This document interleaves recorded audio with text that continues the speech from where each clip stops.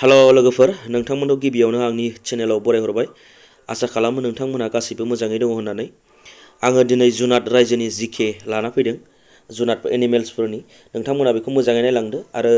जों बुजिना लानाया गाहाम बेखायनो जोबजासिम नायलां नोंथांमोननि जिउआव मालाबा गोनांथि जानो हागौ आरो लोगोसे फरायसाफोरनि थाखायथ' बे जोबोर गोनां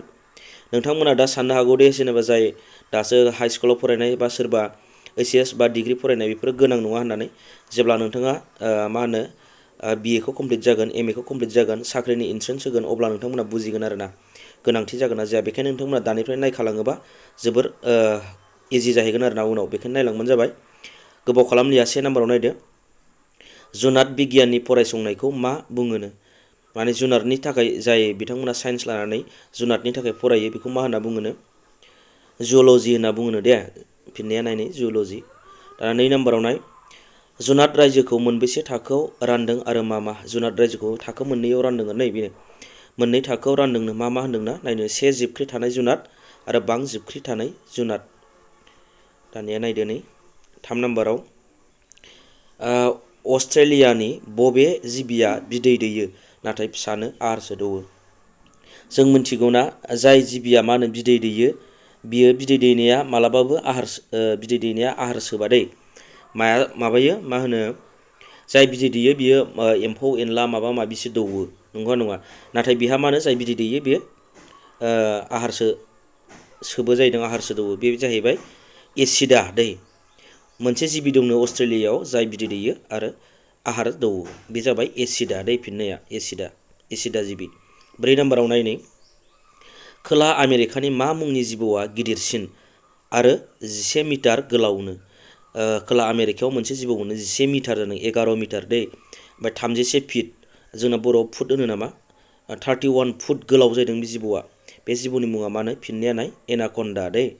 गोसोआव ला होमबा ने 5 नाम्बारा नायदो नै खोला आमेरिकानि मा मुंनि सिंहखौ हाजोनि सिंह मुङैबो मोनथियोनो खोला आमेरिकायाव मासे सिंह दं जाहैदों बेखौ मा होनो हाजोनि सिंह होननानैबो मोनथियो जाहैदों बिनि मुङा मानो फिननाया नाय पुमा दै पुमा सिंह आरो दानिया नाय 6 नाम्बाराव खोला आमेरिकानि उदगाद बादि नाथाय फिसासिन दुमालुबो गैया खोमोनजों बुंफबनाय बिखौ मुवा लांलाय लाबोनायाव बाहायो बिनि मुङा मानो माने उदगादनिफ्राय फिसासिन आरो उदगादबो नङा बियो मा जाहैदों खोला आमेरिकायाव मोनोनो फिननाया नाय ललमा दै ललमा होननाय 7 नाम्बाराव नाय मा मुंनि नाया बेदर जायो जाय ना सिल खासेव आरो गिदिर गिदिर नाखौबो जानो हायो जाहैदों मा मुंनि नाया माखौ जायोनो बेदरसो जायो जाहैदों बे दै ओमफ्राय बियो ना सिलखौबो जायोनो खासेवखौबो जायो आरो गिदिर गिदिर नाफोरखौबो जायोनो फिननाया जाहैबाय ना थिमि दै आरो दानिया नायबावदो 8 नाम्बाराव मा जिबा दाउ आरो जुनारनिबो आखुथाय दंनो फिननाया नाय बादामालि दै ओमफ्राय 9 नाम्बाराव नाय मा जुनादखौ आमेरिकानि मैसो बुङो जाय नुनायाव मोसौ बलद बायदिनो फिननाया नाय आमेरिकान बिलननो दै आमेरिकान बिलन नुनायाव मैसो बायदिनो मा होनदों नै सोंनायखौ खनसे नायफिननि र' दै मा जुनादखौ आमेरिकानि मैसो बुङोनो नाथाय नुनायाव मोसौ बलद बायदिसो नुयो दै बे जाहैबाय आमेरिकान बिलन दाना 10 नाम्बाराव नाय लैथोनि बबे जुनादा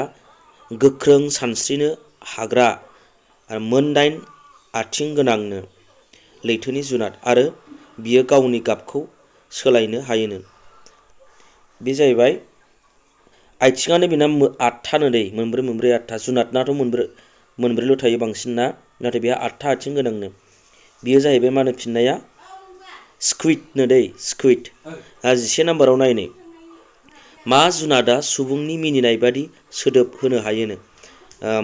मासे जुनाद दं जाहैदों बे सुबुंनि मिनिनाय बायदि बुङोनो बे फिननाया जाहैबाय हायना बे जोबोर इम्परटेन्ट दै मा जुनादा मिनियोबो होनना सोङोना बिदिबो सोंनो हागौ आरो मा जुनादा मिनियो होननानै बे जाहैबाय हायना दै जोङो डिस्कभारिफ्राव नुयोना सैमा बायदि दाना 12 नाम्बाराव जोबथा सोंनायाव नायदो नै मा जुनादा गावखौनो रैखाथि खसाब दंनो गावहानो आरोना